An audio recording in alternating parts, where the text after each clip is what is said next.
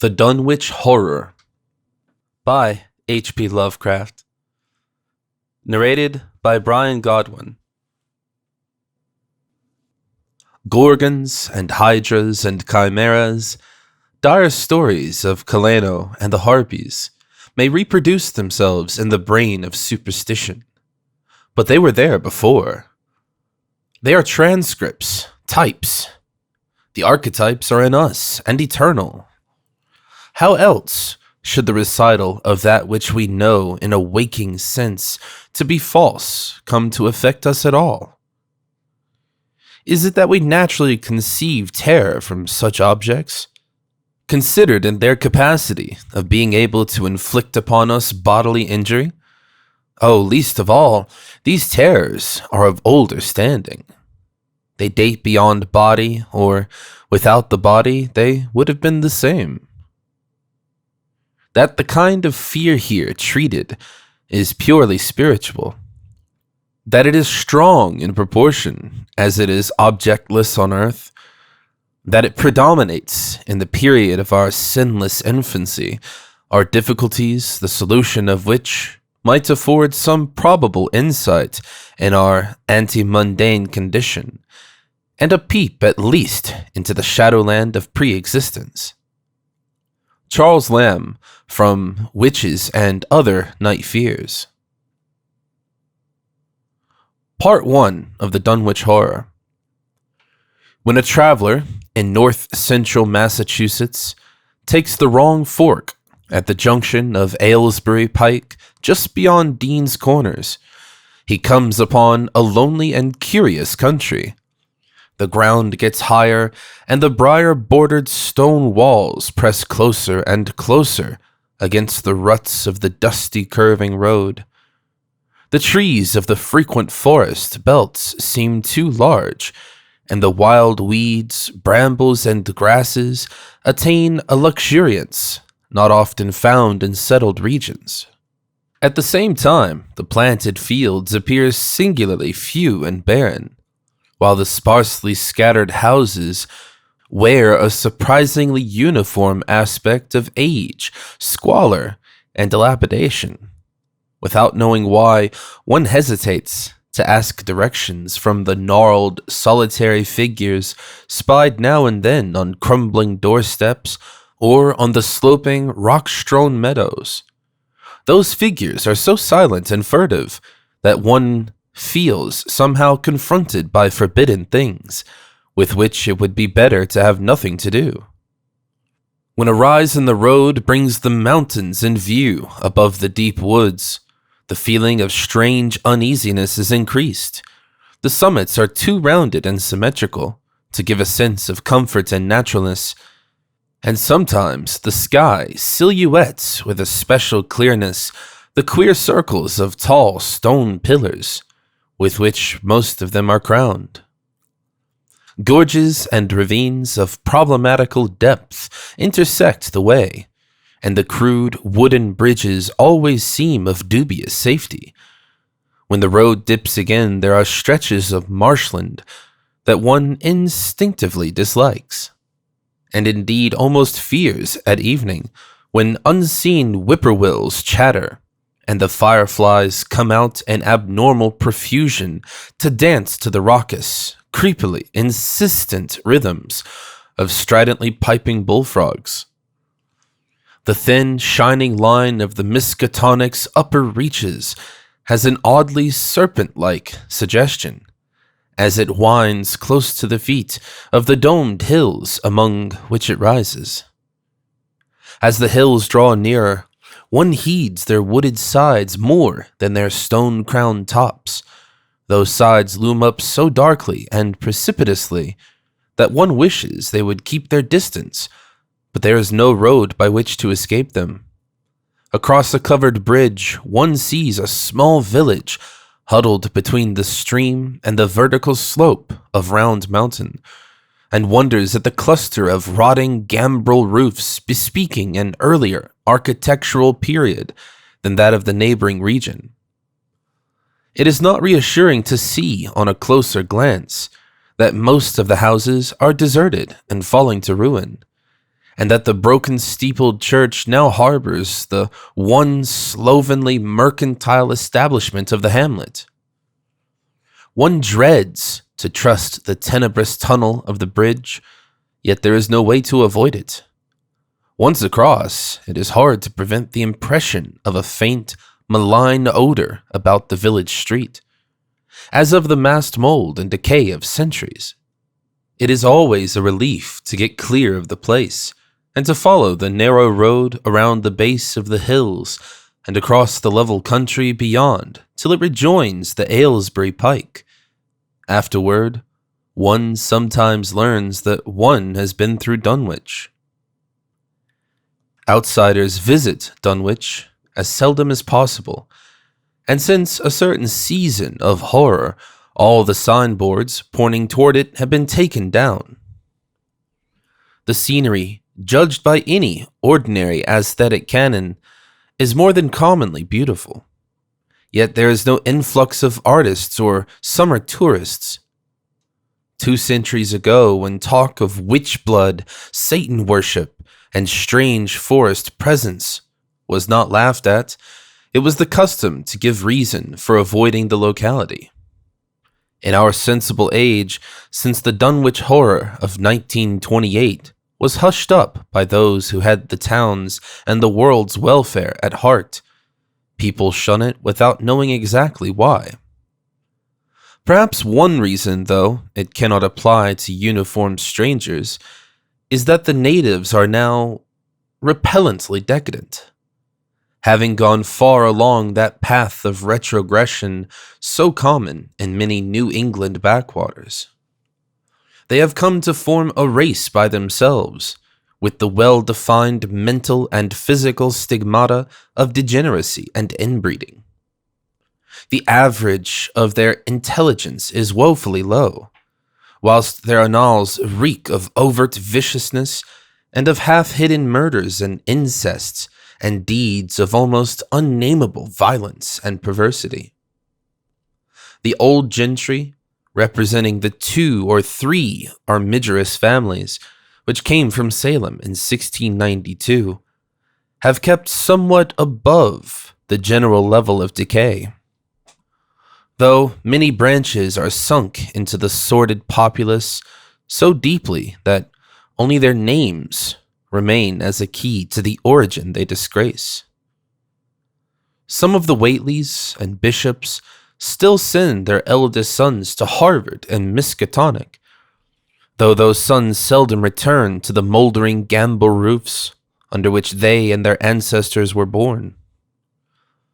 No one, even those who have the facts concerning the recent horror, can say just what is the matter with Dunwich, though old legends speak of unhallowed rites and conclaves of the Indians, amidst which they called forbidden shapes of shadow out of the great rounded hills, and made wild orgiastic prayers that were answered by loud crackings and rumblings from the ground below. In 1747, the Reverend Abijah Hoadley, newly come to the Congregational Church at Dunwich Village, preached a memorable sermon on the close presence of Satan and his imps, in which he said, "It must be allowed that these blasphemies of an infernal train of demons are matters of too common knowledge to be denied. The cursed voices of Azazel and Buzrael and Beelzebub and Belial, being heard now from underground by above a score of credible witnesses now living. I myself did not, more than a fortnight ago, catch a very plain discourse of evil powers in the hill behind my house, wherein there were a rattling and rolling, groaning, screeching, and hissing, such as no things of this earth could raise up, and which must needs have come from those caves that only black magic can discover, and only the devil unlock." Mr. Hoadley disappeared soon after delivering this sermon, but the text, printed in Springfield, is still extant. Noises in the hills continued to be reported from year to year and still form a puzzle to geologists and physiographers.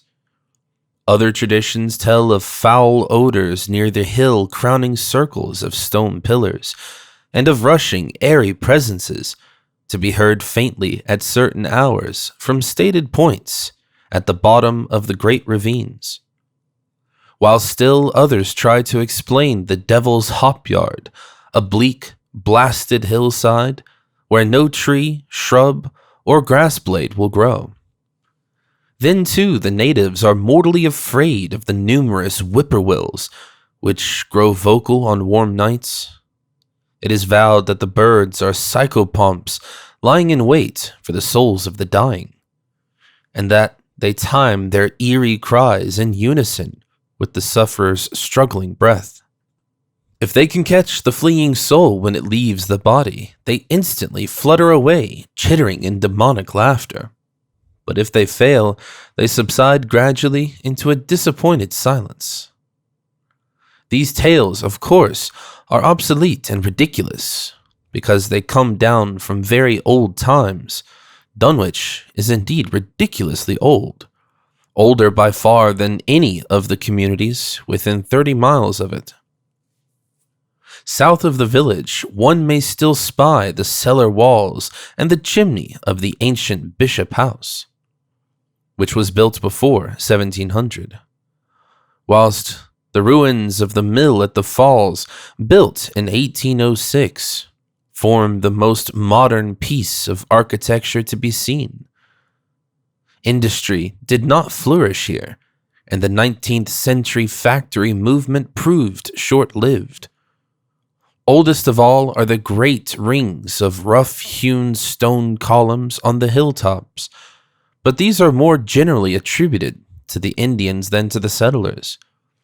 Deposits of skulls and bones found within these circles and around the sizable table-like rock on Sentinel Hill sustain the popular belief that such spots were once the burial places of the Pocumtucks, even though many ethnologists, disregarding the absurd improbability of such a theory, persist in believing the remains Caucasian.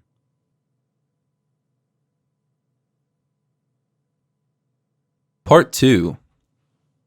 It was in the township of Dunwich, in a large and partly inhabited farmhouse set against a hillside 4 miles from the village and 1.5 miles from any other dwelling, that Wilbur Whately was born at 5 a.m. on Sunday, the 2nd of February, 1913.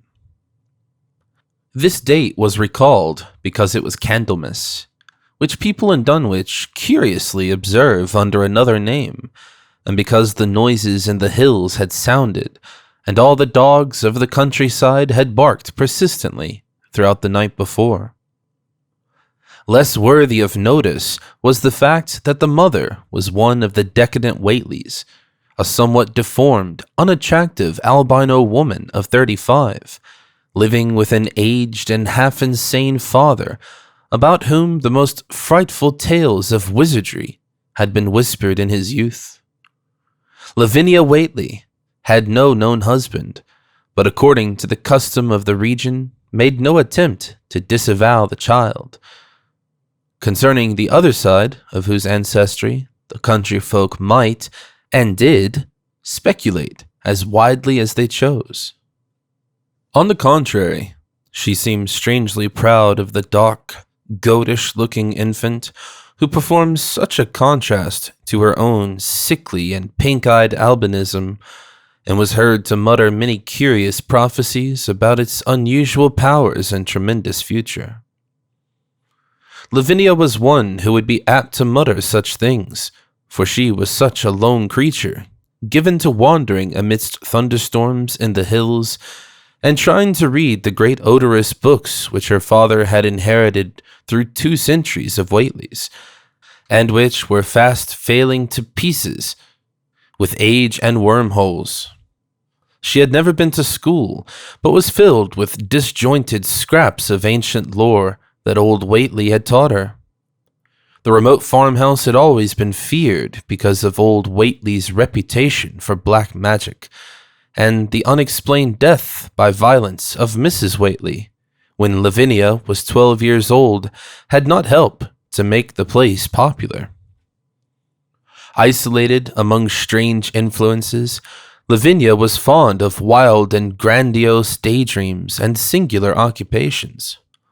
Nor was her leisure much taken up by household chores in a home from which all standards of order and cleanliness had long since disappeared.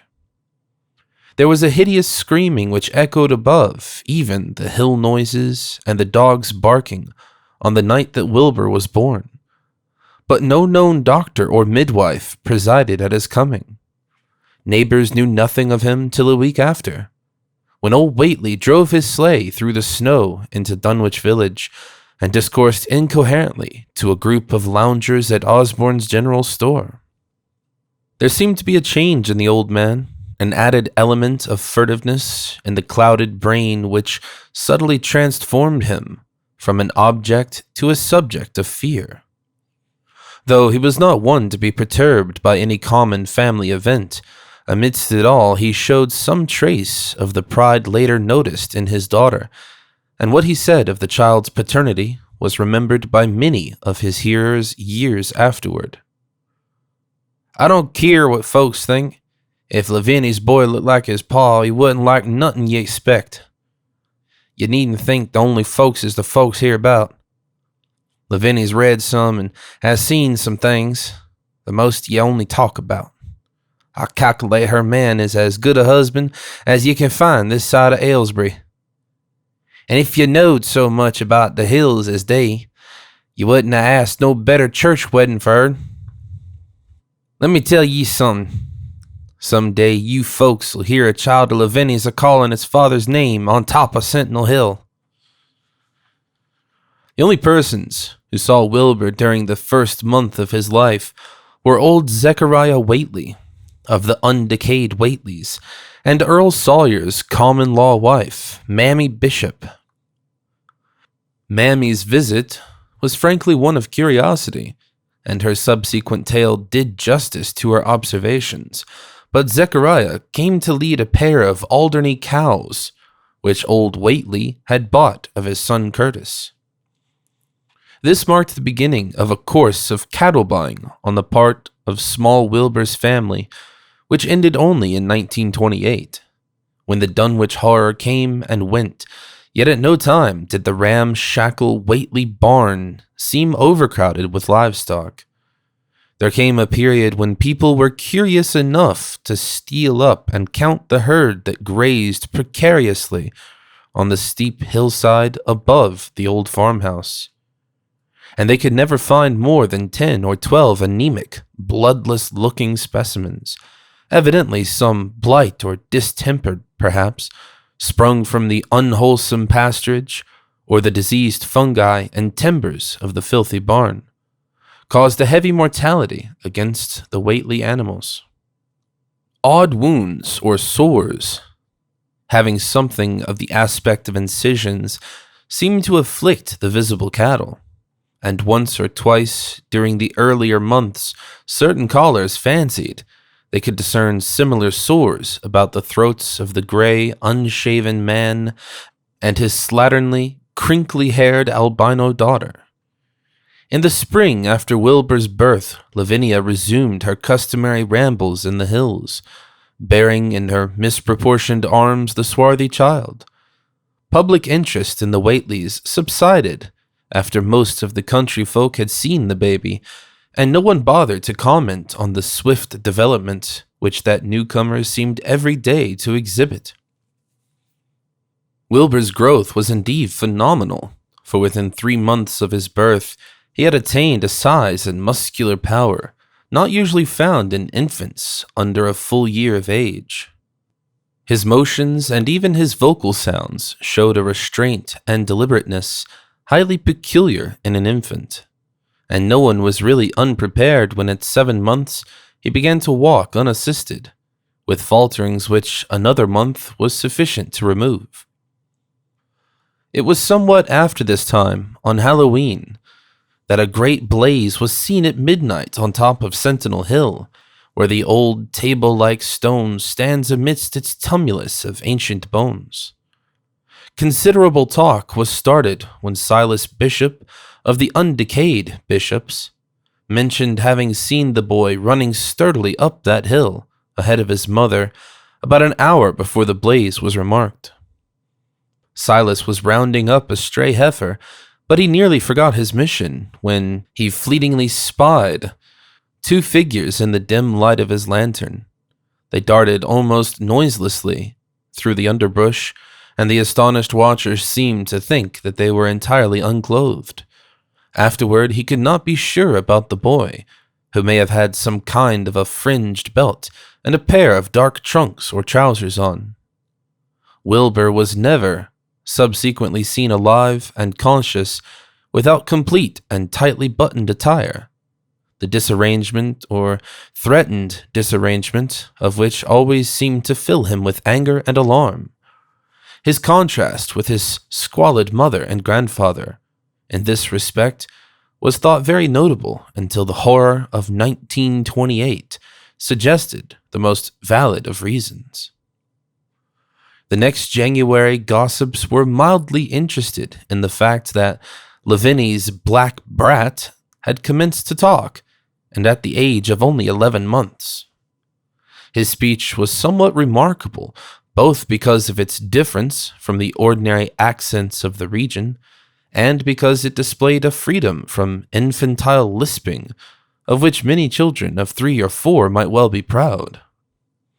The boy was not talkative, yet when he spoke he seemed to reflect some elusive element wholly unpossessed by Dunwich and its denizens. The strangeness did not reside in what he said, or even in the simple idioms he used, but seemed vaguely linked with his intonation or with the internal organs that produced the spoken sounds. His facial aspect, too, was remarkable for its maturity. For though he shared his mother's and grandfather's chinlessness, his firm and precociously shaped nose united with the expression of his large, dark, almost Latin eyes to give him an air of quasi-adulthood and well-nigh preternatural intelligence. He was, however, exceedingly ugly, despite his appearance of brilliancy, there being something almost goatish or animalistic about his thick lips, large, pored, yellowish skin, coarsely crinkly hair, and oddly elongated ears. He was soon disliked even more decidedly than his mother and grandsire, and all conjectures about him were spiced with references to the bygone magic of old Whately, and how the hills once shook when he shrieked the dreadful name of Yog-Sothoth in the midst of a circle of stones, with a great book open in his arms before him. Dogs abhorred the boy, and he was always obliged to take various defensive measures against their barking menace.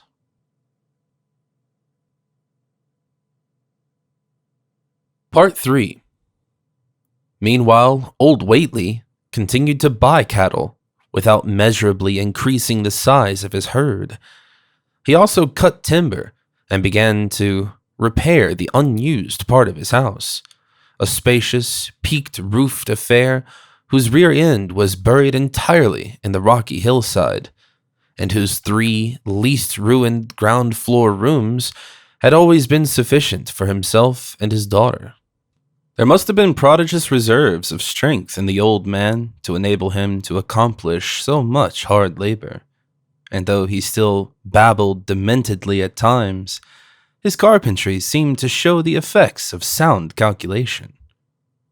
It had already begun as soon as Wilbur was born, when one of his many tool sheds had been put suddenly in order, clapboarded, and fitted with a stout, fresh lock. Now, in restoring the abandoned upper story of the house, he was a no less thorough craftsman. His mania showed itself only in his tight boarding up of all the windows in the reclaimed section, though many declared that it was a crazy thing to bother with the reclamation at all. Less inexplicable was his fitting up of another downstairs room for his new grandson, a room which several callers saw, though no one ever admitted to the closely boarded upper story. This chamber he lined with tall, firm shelving, along which he began gradually to arrange, in apparently careful order, all the rotting ancient books and parts of books, which during his own day had heaped promiscuously in odd corners of the various rooms. I made some use of them, he would say, as he tried to mend a torn black-letter page with paste prepared on the rusty kitchen stove.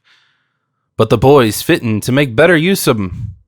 He'd ought to have 'em as well as ought he can, for they're going to be all his larnin'. When Wilbur was a year and 7 months old, in September of 1914, his size and accomplishments were almost alarming. He had grown as large as a child of 4, and was fluent and incredibly intelligent at talking. He ran freely about the fields and hills, and accompanied his mother on all her wanderings. At home he would pore diligently over the queer pictures and charts in his grandfather's books, while old Whately would instruct and catechize him through long, hushed afternoons. By this time the restoration of the house was finished, and those who watched it wondered why one of the upper windows had been made into a solid plank door.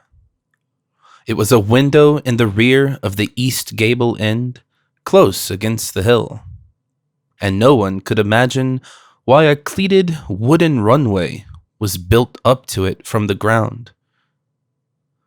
About the period of this work's completion, people noticed that the old tool house, tightly locked and windowlessly clapboarded since Wilbur's birth, had been abandoned again. The door swung listlessly open, and when Earl Sawyer once stepped within after a cattle-selling call on old Whately, he was quite discomposed by the singular odor he encountered. Such a stench, he averred, as he had never before smelt in all his life, except near the Indian circles on the hills, and which could not come from anything sane or of this earth. But then the homes and sheds of Dunwich folk have never been remarkable for olfactory immaculateness. The following months were void of visible events, save that everyone swore to a slow but steady increase in the mysterious hill noises. On May Eve of 1915, there were tremors which even the Aylesbury people felt, whilst the following Halloween produced an underground rumbling queerly synchronized with bursts of flame. Them Witch Whately's doin's, from the summit of Sentinel Hill. Wilbur was growing up uncannily, so that he looked like a boy of 10 as he entered his 4th year. He read avidly by himself now, but talked much less than formerly. A settled taciturnity was absorbing him, and for the first time people began to speak specifically of the dawning look of evil in his goatish face. He would sometimes mutter an unfamiliar jargon and chant in bizarre rhythms which chilled the listener with a sense of unexplainable terror. The aversion displayed toward him by dogs had now become a matter of wide remark, and he was obliged to carry a pistol in order to traverse the countryside in safety.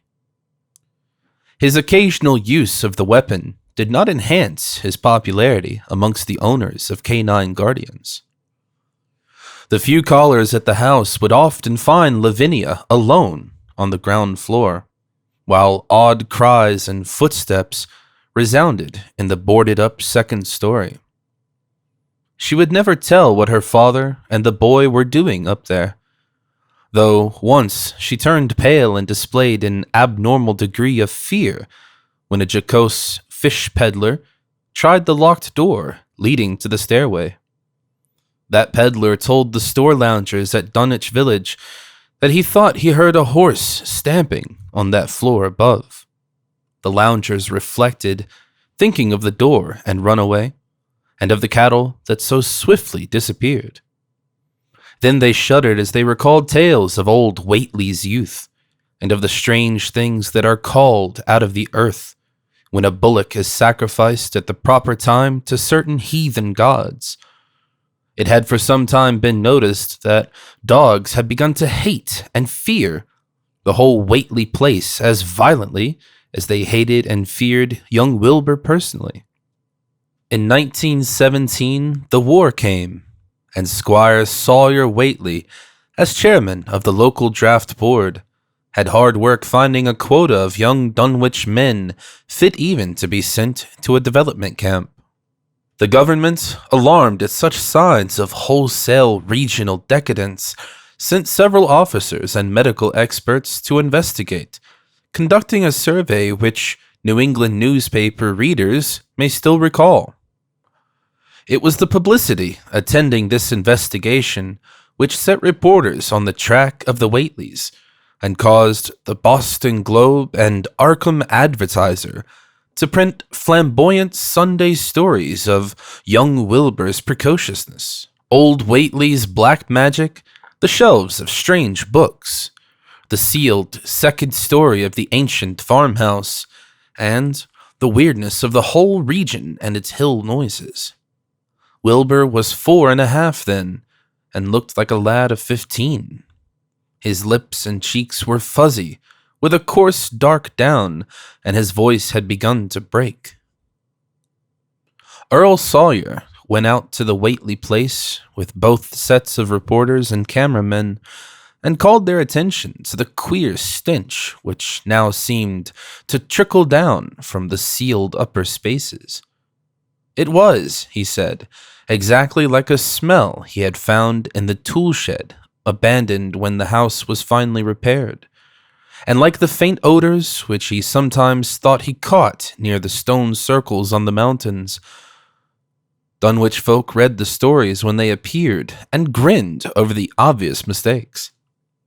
They wondered, too, why the writers made so much of the fact that old Whately always paid for his cattle in gold pieces of extremely ancient date. The Whateleys had received their visitors with ill-concealed distaste, though they did not dare court further publicity by a violent resistance or refusal to talk.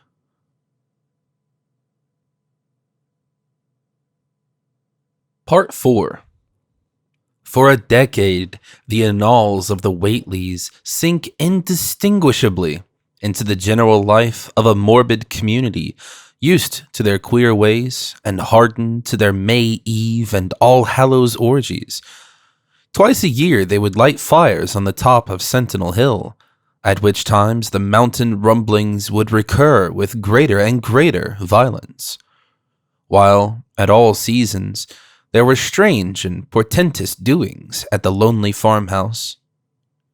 In the course of time, callers professed to hear sounds in the sealed upper story, even when all the family were downstairs, and they wondered how swiftly or how lingeringly a cow or bullock was usually sacrificed.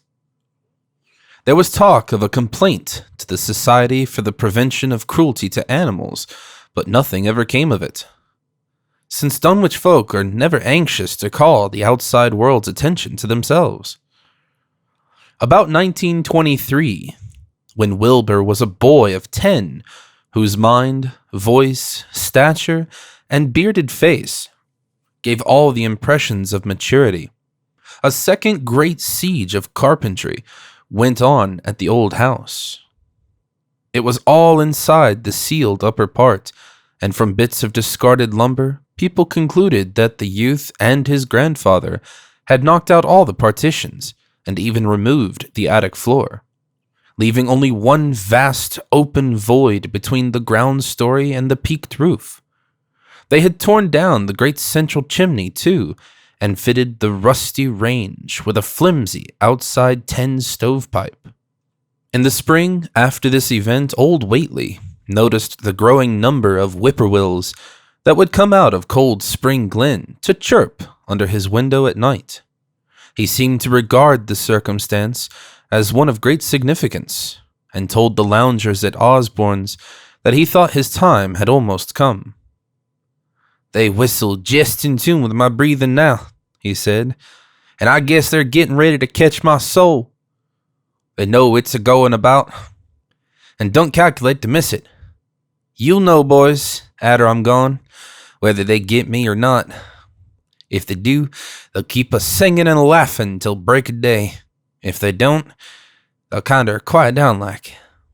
I expect them and the souls they hunts for have some pretty tough tussles sometimes." On Lammas night, 1924, Dr. Houghton of Aylesbury was hastily summoned by Wilbur Whately, who had lashed his one remaining horse through the darkness and telephoned from Osborne's in the village. He found old Whately in a very grave state, with a cardiac action and stertorous breathing that told of an end not far off.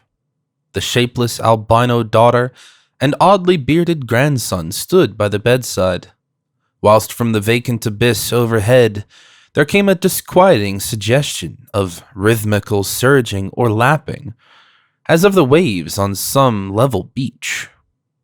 The doctor, though, was chiefly disturbed by the chattering night birds outside, a seemingly limitless legion of whippoorwills that cried their endless message in repetitions timed diabolically to the wheezing gasps of the dying man. It was uncanny and unnatural.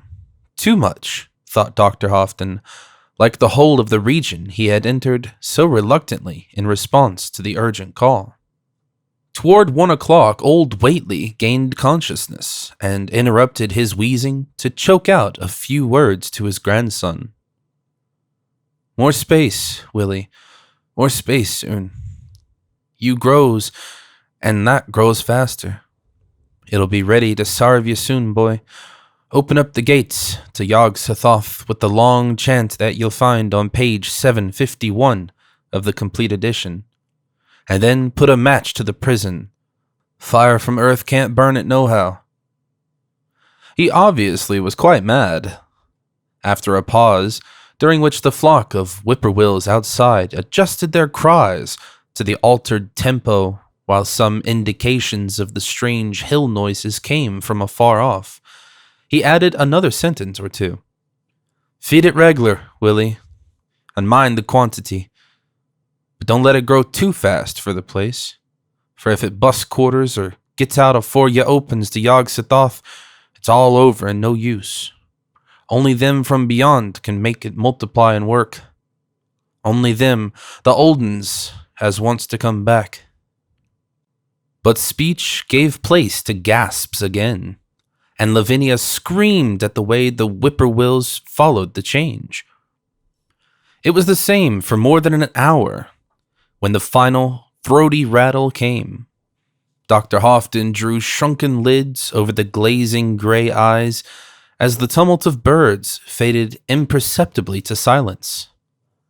Lavinia sobbed, but Wilbur only chuckled whilst the hill's noises rumbled faintly. "They didn't get him," he muttered in his heavy bass voice.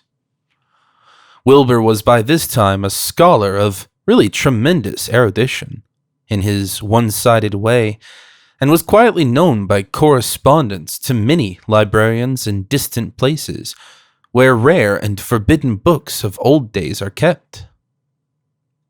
He was more and more hated and dreaded around Dunwich because of certain youthful disappearances, which suspicion laid vaguely at his door, but was always able to silence inquiry through fear or through use of that fund of old-time gold, which still, as in his grandfather's time, went forth regularly and increasingly for cattle buying. He was now tremendously mature of aspect, and his height, having reached the normal adult limit, seemed inclined to wax beyond that figure. In 1925, when a scholarly correspondent from Miskatonic University called upon him one day and departed pale and puzzled, he was fully 6 3/4 feet tall. Through all the years, Wilbur had treated his half-deformed albino mother with a growing contempt, finally forbidding her to go to the hills with him on May Eve and Hallow Mass. And in 1926, the poor creature complained to Mammy Bishop of being afraid of him. "There's more about him as I knows that I can tell you, Mammy," she said. "And nowadays there's more nor what I know myself. I vow afore God, I don't know what he wants nor what he's a-trying to do." That Halloween, the hill noises sounded louder than ever, and fire burned on Sentinel Hill as usual. But people paid more attention to the rhythmical screaming of vast flocks of unnaturally belated whippoorwills, which seemed to be assembled near the unlighted Whately farmhouse. After midnight, their shrill notes burst into a kind of pandemoniac cachinnation, which filled all the countryside, and not until dawn did they finally quiet down. Then they vanished, hurrying southward, where they were fully a month overdue. What this meant, no one could quite be certain till later. None of the country folk seemed to have died, but poor Lavinia Whately, the twisted albino, was never seen again. In the summer of 1927, Wilbur repaired 2 sheds in the farmyard and began moving his books and effects out to them. Soon afterward, Earl Sawyer told the loungers at Osborne's that more carpentry was going on in the Whately farmhouse. Wilbur was closing all the doors and windows on the ground floor and seemed to be taking out partitions as he and his grandfather had done upstairs 4 years before. He was living in one of the sheds, and Sawyer thought he seemed unusually worried and tremulous. People generally suspected him of knowing something about his mother's disappearance, and very few ever approached his neighborhood now. His height had increased to more than 7 feet and showed no signs of ceasing its development.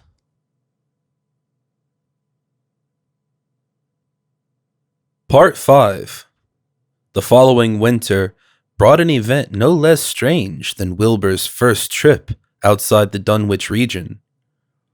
Correspondence with the Widener Library at Harvard, the Bibliothèque Nationale in Paris, the British Museum, the University of Buenos Aires, and the Library of Miskatonic University of Arkham had failed to get him the loan of a book he desperately wanted. So at length he set out in person, shabby, dirty, bearded, and uncouth of dialect, to consult the copy at Miskatonic, which was the nearest to him geographically. Almost 8 feet tall and carrying a cheap new valise from Osborne's general store, this dark and goatish gargoyle appeared one day in Arkham in quest of the dreaded volume kept under lock and key at the college library, the hideous Necronomicon of the mad Arab Abdul al-Hazred, in Olaus Wormius's Latin version, as printed in Spain in the 17th century. He had never seen a city before, but had no thought save to find his way to the university grounds, where indeed he passed heedlessly by the great white-fanged watchdog that barked with unnatural fury and enmity, and tugged frantically at its stout chain. Wilbur had with him the priceless but imperfect copy of Dr. Dee's English version, which his grandfather had bequeathed him, and upon receiving access to the Latin copy, he at once began to collate the 2 texts with the aim of discovering a certain passage which would have come on the 751st page of his own defective volume. This much he could not civilly refrain from telling the librarian, the same erudite Henry Armitage, A.M. Miskatonic, Ph.D., Princeton, Lit. D. Johns Hopkins, who had once called at the farm, and who now politely plied him with questions. He was looking, he had to admit, for a kind of formula or incantation containing the frightful name Yog-Sothoth. and it puzzled him to find discrepancies, duplications, and ambiguities, which made the matter of determination far from easy. As he copied the formula he finally chose, Dr. Armitage looked involuntarily over his shoulder at the open pages, the left-hand one of which, in the Latin version, contained such monstrous threats to the peace and sanity of the world. Nor is it to be thought, ran the text as Armitage mentally translated it, that man is either the oldest or the last of Earth's masters, or that the common bulk of life and substance walks alone. The old ones were, the old ones are, and the old ones shall be. Not in the spaces we know, but between them. They walk serene and primal, undimensioned, and to us unseen. Yog-Sothoth knows the gate. Yog-Sothoth is the gate. Yog-Sothoth is the key and guardian of the gate. Past, present, future, all are one in Yog-Sothoth. He knows where the old ones broke through of old, and where they shall break through again.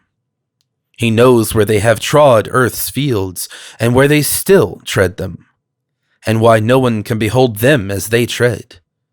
By their smell can men sometimes know them near, but of their semblance can no man know, saving only in the features of those they have begotten on mankind. And of those are there many sorts, differing in likeness from man's truest eidolon to that shape without sight or substance which is them. They walk unseen in foul and lonely places, where the words have been spoken and rites howled through at their seasons. The wind givers with their voices, and the earth mutters with their consciousness. They bend the forest and crush the city, yet may not forest or city behold the hand that smites. Kadath and the cold waste hath known them, and what man knows Kadath? The ice desert of the south and the sunken isles of ocean hold stones whereon their seal is engraven, but who hath seen the deep frozen city or the sealed tower, long garlanded with seaweed and barnacles? Great Cthulhu is their cousin, yet can he spy them only dimly? Le Shub Nigrath, as a foulness shall ye know them. Their hand is at your throats, yet ye see them not. And their habitation is even one with your guarded threshold. Yog-Sothoth is the key to the gate, whereby the spheres meet. Man rules now where they ruled once. They shall soon rule where man rules now. After summer is winter, and after winter summer. They wait patient and potent, for here shall they reign again. Dr. Armitage, associating what he was reading with what he had heard of Dunwich and its brooding presences, and of Wilbur Whately and his dim, hideous aura that stretched from a dubious birth to a cloud of probable matricide, felt a wave of fright as tangible as the draught of the tomb's cold clamminess. The bent, goatish giant before him seemed like the spawn of another planet or dimension, like something only partly of mankind, and linked to black gulfs of essence and entity that stretched like Titan phantasms beyond all spheres of force and matter, space and time. Presently Wilbur raised his head and began speaking in that strange, resonant fashion, which hinted at sound-producing organs unlike the run of mankind. "Mr. Armitage," he said, "I calculate I've got to take that book home. They's things in it I've got to try under certain conditions that I can't get here, and it'd be a mortal sin to let a red tape rule hold me up. Let me take it along, sir, and I'll swar there won't nobody know the difference. I don't need to tell you I'll take good keep of it. It wasn't me that put this D copy in the shape it is." He stopped as he saw firm denial on the librarian's face, and his own goatish features grew crafty, Armitage, half ready to tell him he might make a copy of what parts he needed, thought suddenly of the possible consequences and checked himself. There was too much responsibility in giving such a being the key to such blasphemous outer spheres. Whately saw how things stood and tried to answer lightly. Well, all right. If you feel that way about it, maybe Harvard won't be so fussy as you be. And without saying more, he rose and strode out of the building, stooping at each doorway. Armitage heard the savage yelping of the great watchdog and studied Whately's gorilla-like lope as he crossed the bit of campus visible from the window. He thought of the wild tales he had heard and recalled the old Sunday stories in the Advertiser.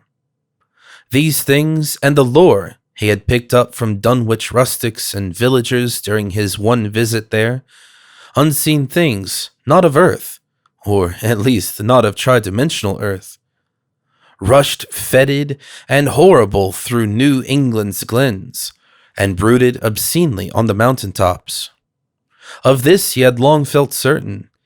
Now he seemed to sense the close presence of some terrible part of the intruding horror, and to glimpse a hellish advance in the black dominion of the ancient and once passive nightmare. He locked away the Necronomicon with a shudder of disgust, but the room still reeked with an unholy and unidentifiable stench. "As a foulness shall ye know them," he quoted. Yes, the odor was the same as that which had sickened him at the Whately farmhouse less than 3 years ago. He thought of Wilbur, goatish and ominous, once again, and laughed mockingly at the village rumors of his parentage. Inbreeding?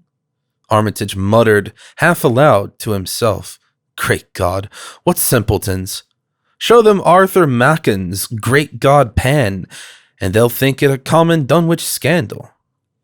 But what thing, what cursed, shapeless influence, on or off this three-dimensioned earth, was Wilbur Whately's father?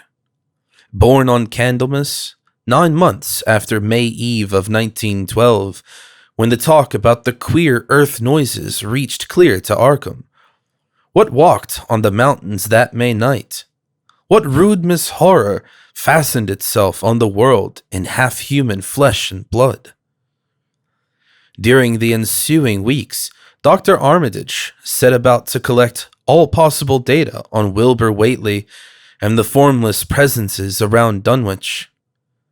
He got in communication with Dr. Houghton of Aylesbury, who had attended old Whately in his last illness, and found much to ponder over in the grandfather's last words as quoted by the physician.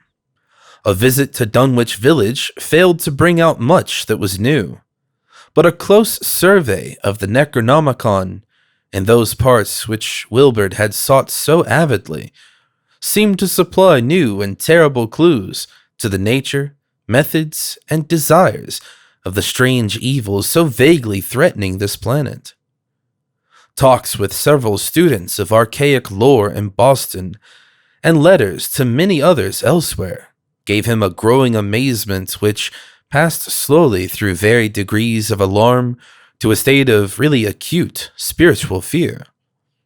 As the summer drew on, he felt dimly that something ought to be done about the lurking terrors of the upper Miskatonic Valley, and about the monstrous being known to the human world as Wilbur Whately.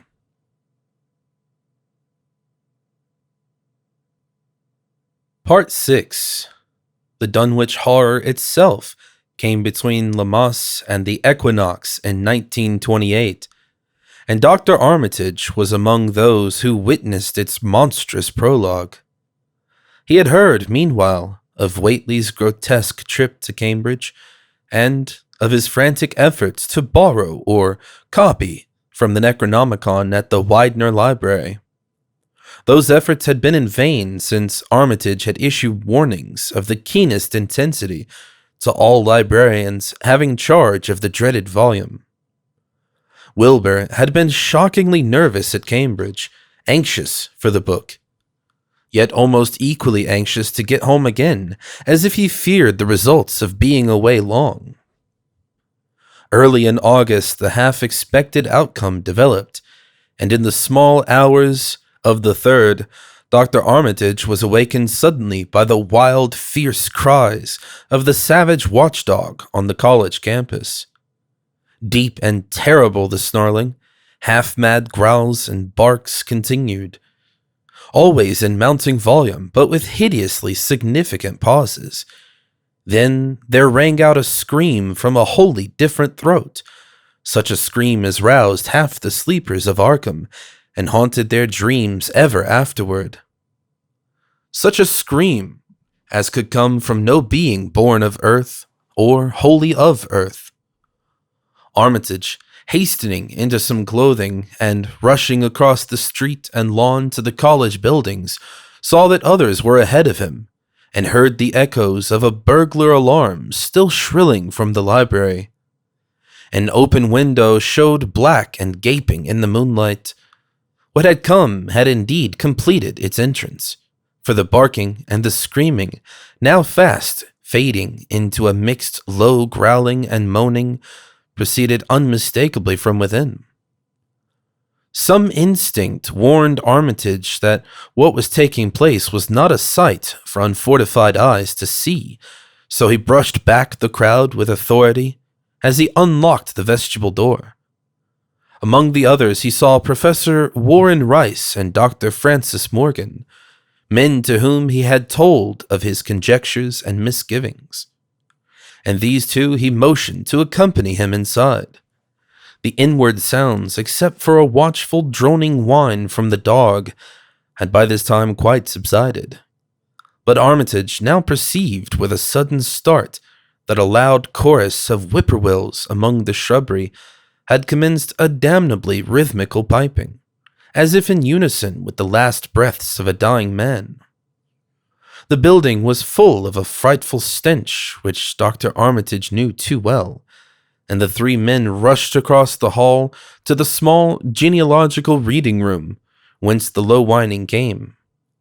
For a second, nobody dared turn on the light. Then Armitage summoned up his courage and snapped the switch.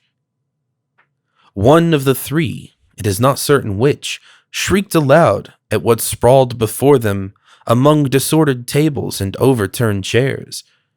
Professor Wright declares that he wholly lost consciousness for an instant, though he did not stumble or fall. The thing that lay half-bent on its side in a fetid pool of greenish-yellow ichor and tarry stickiness was almost 9 feet tall, and the dog had torn off all the clothing and some of the skin. It was not quite dead, but twitched silently and spasmodically, while its chest heaved in monstrous unison with the mad piping of the expectant whippoorwills outside. Bits of shoe leather and fragments of apparel were scattered about the room, and just inside the window an empty canvas sack lay where it had evidently been thrown. Near the central desk a revolver had fallen, a dented but undischarged cartridge, later explaining why it had not been fired. The thing itself, however, crowded out all other images at the time. It would be trite and not wholly accurate to say that no human pen could describe it, but one may properly say that it could not be vividly visualized by anyone whose ideas of aspect and contour are too closely bound up with the common life forms of this planet and of the 3 known dimensions. It was partly human, beyond a doubt, with very man-like hands and head, and the goatish, chinless face had the stamp of the Whateleys upon it. But the torso and lower parts of the body were teratologically fabulous, so that only generous clothing could ever have enabled it to walk on earth unchallenged or uneradicated. Above the waist it was semi-anthropomorphic, though its chest, where the dog's rending paws still rested watchfully, had the leathery, reticulated hide of a crocodile or alligator. The back was piebald with yellow and black, and dimly suggested the squamous covering of certain snakes. Below the waist, though, it was the worst, for here all human resistance left off and sheer fantasy began. The skin was thickly covered with coarse, black fur, and from the abdomen a score of long greenish-gray tentacles with red sucking mouths protruded limply. Their arrangement was odd and seemed to follow the symmetries of some cosmic geometry unknown to Earth or the solar system. On each of the hips, deep set in a kind of pinkish, ciliated orbit, was what seemed to be a rudimentary eye, whilst in lieu of a tail there depended a kind of trunk or feeler with purple annular markings, and with many evidences of being an undeveloped mouth or throat. The limbs, save for their black fur, roughly resembled the hind legs of prehistoric Earth's giant saurians, and terminated in ridgy veined pads that were neither hooves nor claws. When the thing breathed, its tail and tentacles rhythmically changed color, as if from some circulatory cause normal to the non-human side of its ancestry. In the tentacles, this was observable as a deepening of the greenish tinge, whilst in the tail, it was manifest as a yellowish appearance, which alternated with a sickly grayish-white in the spaces between the purple rings. Of genuine blood there was none, only the fetid greenish-yellow ichor which trickled along the painted floor beyond the radius of the stickiness and left a curious discoloration behind it. As the presence of the three men seemed to rouse the dying thing, it began to mumble without turning or raising its head. Dr. Armitage made no written record of its mouthings, but asserts confidently that nothing in English was uttered. At first, the syllables defied all correlation with any speech of Earth, but towards the last there came some disjointed fragments, evidently taken from the Necronomicon, that monstrous blasphemy in quest of which the thing had perished. These fragments, as Armitage recalls them, ran something like Ngai, Nga, Bug Shagog, Yeehaw, Yog Sothoth, Yog Sothoth. They trailed off into nothingness as the whippoorwills shrieked in rhythmical crescendos of unholy anticipation. Then came a halt in the gasping, and the dog raised its head in a long, lugubrious howl. A change came over the yellow, goatish face of the prostrate thing, and the great black eyes fell in appallingly. Outside the window, the shrilling of the whippoorwills had suddenly ceased, and above the murmurs of the gathering crowd, there came the sound of a panic-struck whirring and fluttering.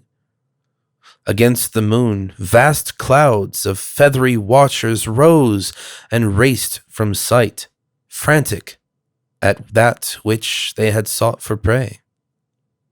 All at once the dog started up abruptly, gave a frightened bark, and leaped nervously out of the window by which it had entered.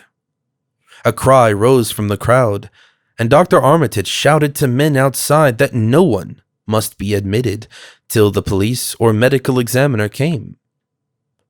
He was thankful that the windows were just too high to permit of peering in, and drew the dark curtains carefully down over each one.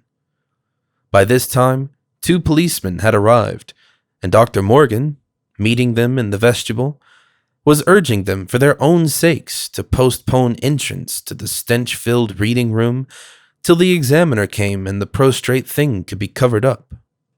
Meanwhile, frightful changes were taking place on the floor. One need not describe the kind and rate of shrinkage and disintegration that occurred before the eyes of Dr. Armitage and Professor Rice. But it is permissible to say that, aside from the external appearance of face and hands, the really human element in Wilbur Whately must have been very small. When the medical examiner came, there was only a sticky, whitish mass on the painted boards, and the monstrous odor had nearly disappeared. Apparently, Whately had had no skull or bony skeleton, at least in any true or stable sense. he had taken somewhat after his unknown father.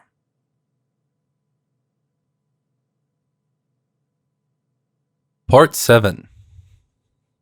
Yet all this was only the prologue of the actual Dunwich horror. Formalities were gone through by bewildered officials, abnormal details were duly kept from press and public, and men were sent to Dunwich and Aylesbury to look up property and notify any who might be heirs of the late Wilbur Whately. They found the countryside in great agitation, both because of the growing rumblings beneath the domed hills, and because of the unwanted stench and the surging, lapping sounds which came increasingly from the great empty shell formed by Whately's boarded-up farmhouse. Earl Sawyer, who tended the horse and cattle during Wilbur's absence, had developed a woefully acute case of nerves. The officials devised excuses not to enter the noisome boarded place, and were glad to confine their survey of the deceased's living quarters, the newly mended sheds, to a single visit. They filed a ponderous report at the courthouse in Aylesbury, and litigations concerning heirship are said to be still in progress among the innumerable Whateleys, decayed and undecayed, of the upper Muscatonic Valley. An almost interminable manuscript in strange characters, written in a huge ledger and adjusted a sort of diary, because of the spacing and the variations in ink and penmanship, presented a baffling puzzle to those who found it on the old bureau, which served as its owner's desk. After a week of debate, it was sent to Miskatonic University, together with the deceased's collection of strange books, for study and possible translation. But even the best linguists soon saw that it was not likely to be unriddled with ease. No trace of the ancient gold with which Wilbur and old Whately always paid their debts has yet been discovered. It was in the dark of September 9th that the horror broke loose.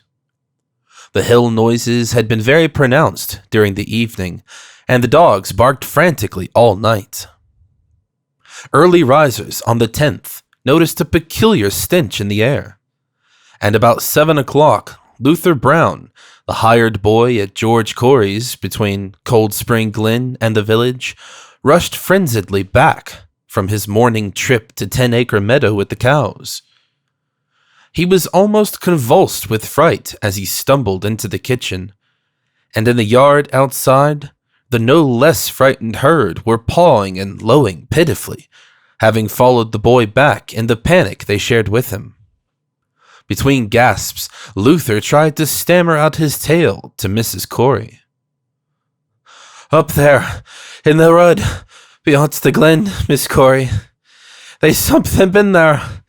It smells like thunder, and all the bushes and the little trees is pushed back from the road like they'd a house been moved along it. And that ain't the worst, neither. They's prints in the rud, Miss Corey. Great round prints as big as barrel heads, all sunk down deep like an elephant had been along. Only they's a sight more nor 4 feet could make. I looked at 1 or 2 afore I run, and I see everyone was covered with lines spreading about from one place, like as if big palm leaf fans, twict or 3 times as big as any they is, had been pounded down into the rud. Oh, and the smell was awful, like what's around Wizard Whately's old house." Here he faltered, and seemed to shiver afresh with the fright that had sent him flying home. Mrs. Corey, unable to extract more information, began telephoning the neighbors, thus starting on its rounds the overture of panic that heralded the major terrors.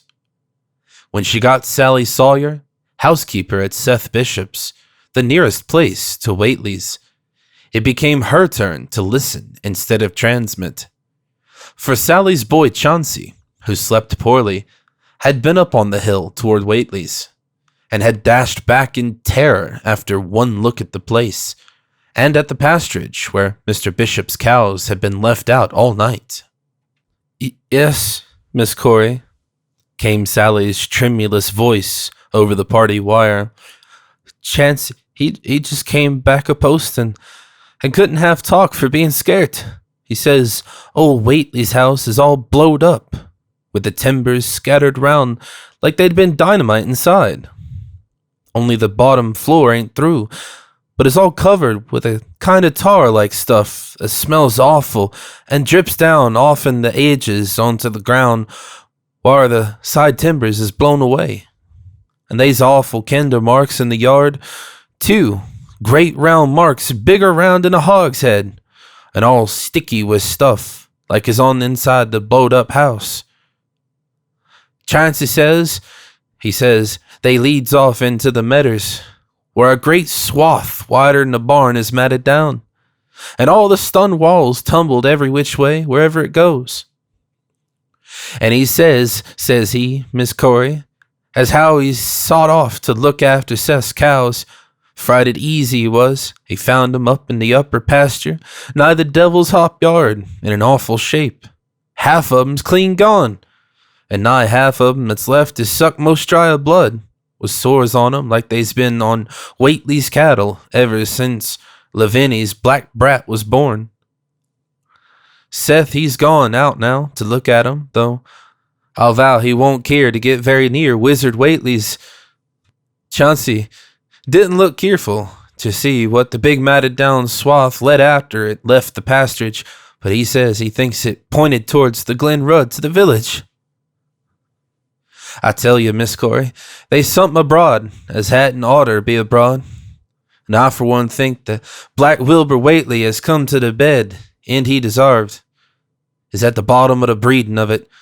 He wasn't all human himself. I always says to everybody, and I think he and old Whately must have raised something up there in that nailed-up house as ain't even so human as he was.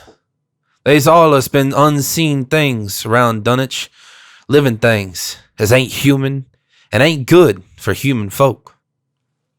The ground was a-talking last night and towards morning. Chancey, he heard the whippoorwills so loud, and Cold Spring Glen he couldn't sleep none. Then he thought he heard another faint-like sound over towards Wizard Whately's, a kinder ripping or tearing of wood, like some big box or crate was being opened fur off. What with this and that, he didn't get to sleep at all till sunup, and no sooner was he up this morning, but he's got to go over to Whately's to see what's the matter. He see enough, I tell you, Miss Corey. This don't mean no good, and I think all the men folk out ought to get up a party and do something. I know something awful's about, and feel my time is nigh. The only God knows just what it is. Did your Luther take account of where them big tracks led to? No? Well, Miss Corey, if they was on the Glen Rud side this of the Glen, and ain't got to your house yet, I calculate they must go into the Glen itself. They would do that. I always say Cold Spring Glen ain't no healthy nor decent place. The whippoorwills and fireflies there never did act like they was creators of God. And they's them that says you can hear strange things rushing and talking in the air down there if you stand in the right place between the rock falls and Bear's Den. By that noon, fully 3/4 of the men and boys of Dunwich were trooping over the roads and meadows between the new-made Whately ruins and Cold Spring Glen, examining in horror the vast, monstrous prints, the maimed bishop cattle, the strange, noisome wreck of the farmhouse, and the bruised, matted vegetation of the fields and roadsides. Whatever had burst loose upon the world had assuredly gone down into the great sinister ravine, for all the trees on the banks were bent and broken, and a great avenue had been gouged in the precipice hanging underbrush. It was as though a house, launched by an avalanche, had slid down through the tangled growths of the almost vertical slope. From below, no sound came, but only a distant, undefinable fetor, and it is not to be wondered at that the men preferred to stay on the edge and argue, rather than descend and beard the unknown cyclopean horror in its lair. 3 dogs that were in the party had barked furiously at first, but seemed cowed and reluctant when near the glen. Someone telephoned the news to the Aylesbury Transcript, but the editor, accustomed to wild tales from Dunwich, did no more than concoct a humorous paragraph about it, an item soon afterward reproduced by the Associated Press. That night, everyone went home, and every house and barn was barricaded as stoutly as possible. Needless to say, no cattle were allowed to remain in open pasturage. About 2 a.m, a frightful stench and the savage barking of the dogs awakened the household at Elmer Fry's, on the eastern edge of Cold Spring Glen, and all agreed that they could hear a sort of muffled swishing or lapping sound from somewhere outside. Mrs. Fry proposed telephoning the neighbors, and Elmer was about to agree when the noise of splintering wood burst in upon their deliberations. It came, apparently, from the barn, and was quickly followed by a hideous screaming and stampeding amongst the cattle. The dogs slavered and crouched close to the feet of the fear-numbed family. Fry lit a lantern through force of habit, but knew it would be death to go out into that black farmyard.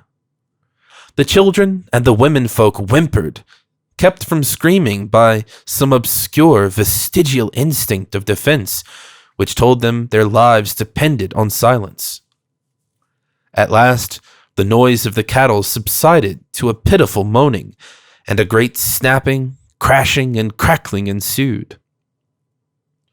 The Frys huddled together in the sitting room, did not dare to move until the last echoes died away far down in Cold Spring Glen. Then, amidst the dismal moans from the stable and the demonic piping of late whippoorwills in the glen, Selina Fry tottered to the telephone and spread what news she could of the second phase of the horror. The next day, all the countryside was in a panic, and cowed, uncommunicative groups came and went where the fiendish thing had occurred. 2 titan swaths of destruction stretched from the glen to the Fry farmyard. Monstrous prints covered the bare patches of ground, and one side of the old red barn had completely caved in. Of the cattle, only a quarter could be found and identified. Some of these were in curious fragments, and all that survived had to be shot. Earl Sawyer suggested that help be asked from Aylesbury or Arkham, but others maintained it would be of no use. Old Zebulon Whately, of a branch that hovered about halfway between soundness and decadence, made darkly wild suggestions about rites that ought to be practiced on the hilltops.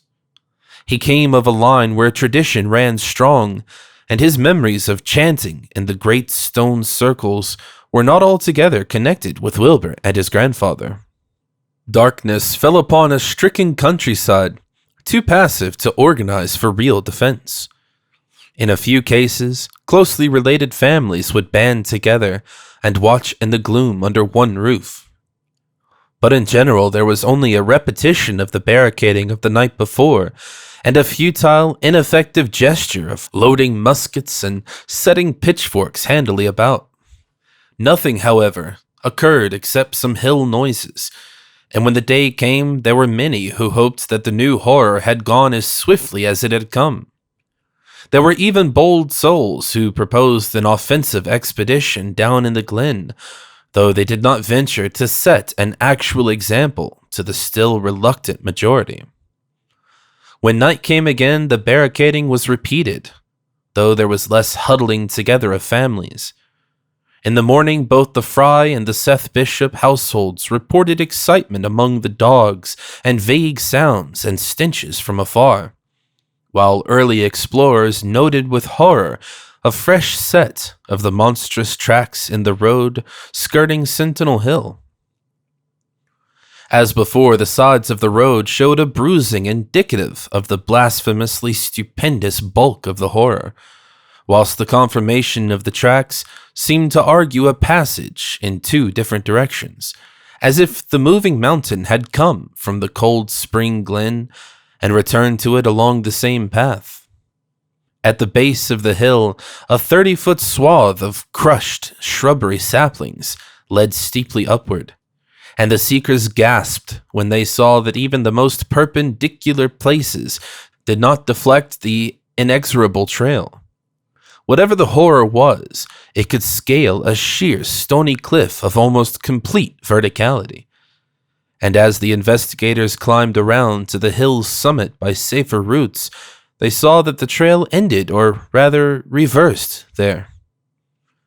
It was here that the Whateleys used to build their hellish fires and chant their hellish rituals by the table-like stone on May Eve and Hallowmass. Now that very stone formed the center of a vast space thrashed around by the mountainous horror, whilst upon its slightly concave surface was a thick and fetid deposit of the same tarry stickiness observed on the floor of the ruined Whateley farmhouse when the horror had escaped. Men looked at one another and muttered. Then they looked down the hill. Apparently, the horror had descended by a route much the same as that of its ascent. To speculate was futile. Reason, logic, and normal ideas of motivation stood confounded. Only old Zebulon, who was not with the group, could have done justice to the situation or suggested a plausible explanation. Thursday night began much like the others, but it ended less happily. The whippoorwills in the glen had screamed with such unusual persistence that many could not sleep, and about 3 a.m., all the party telephones rang tremulously. Those who took down their receivers heard a fright-mad voice shriek out, "Help! Oh my God!" And some thought a crashing sound followed the breaking off of the exclamation. There was nothing more. No one dared do anything, and no one knew till morning whence the call had come. Then those who had heard it called everyone on the line, and found that only the Frys did not reply. The truth appeared an hour later, when a hastily assembled group of armed men trudged out to the Fry place at the head of the glen. It was horrible, yet hardly a surprise. There were more swaths and monstrous prints, but there was no longer any house. It had caved in like an eggshell, and amongst the ruins nothing living or dead could be discovered, only a stench and a tarry stickiness.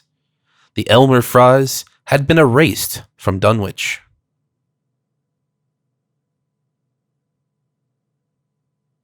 Part 8. In the meantime, a quieter yet even more spiritually poignant phase of the horror had been blackly unwinding itself behind the closed door of a shelf-lined room in Arkham. The curious manuscript record or diary of Wilbur Whateley, delivered to Miskatonic University for translation, had caused much worry and bafflement among the experts in languages both ancient and modern. Its very alphabet, notwithstanding a general resemblance to the heavily shaded Arabic used in Mesopotamia, being absolutely unknown to any available authority. The final conclusion of the linguists was that the text represented an artificial alphabet, giving the effect of a cipher, though none of the usual methods of cryptographic solution seemed to furnish any clue. Even when applied on the basis of every tongue the writer might conceivably have used, the ancient books taken from Whateley's quarters, while absorbingly interesting and in several cases promising to open up new and terrible lines of research among philosophers and men of science, were of no assistance whatever in this matter. One of them, a heavy tome with an iron clasp, was in another unknown alphabet. This one of a very different cast, and resembling Sanskrit more than anything else. The old ledger was at length given wholly into the charge of Dr. Armitage, both because of his peculiar interest in the Whateley matter, and because of his wide linguistic learning and skill in the mystical formulae of antiquity and the Middle Ages. Armitage had an idea that the alphabet might be something esoterically used by certain forbidden cults which have come down from old times, and which have inherited many forms and traditions from the wizards of the Saracenic world. That question, however, he did not seem vital, since it would be unnecessary to know the origin of the symbols if, as he suspected, they were used as a cipher in a modern language.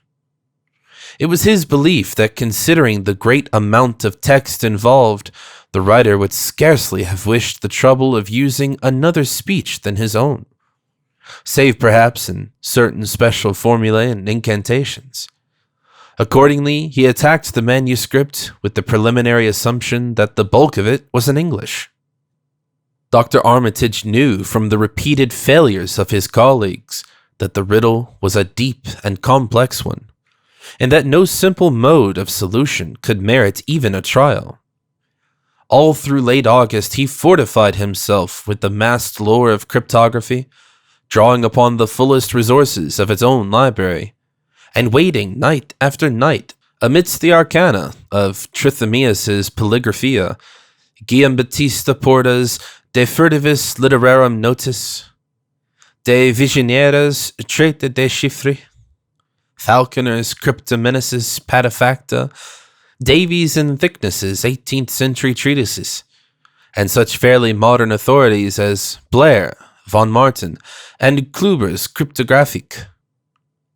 He interspersed his study of the books with attacks on the manuscript itself, and in time became convinced that he had to deal with one of the subtlest and most ingenious of cryptograms, in which many separate lists of corresponding letters are arranged like the multiplication table, and the message built up with arbitrary keywords known only to the initiated.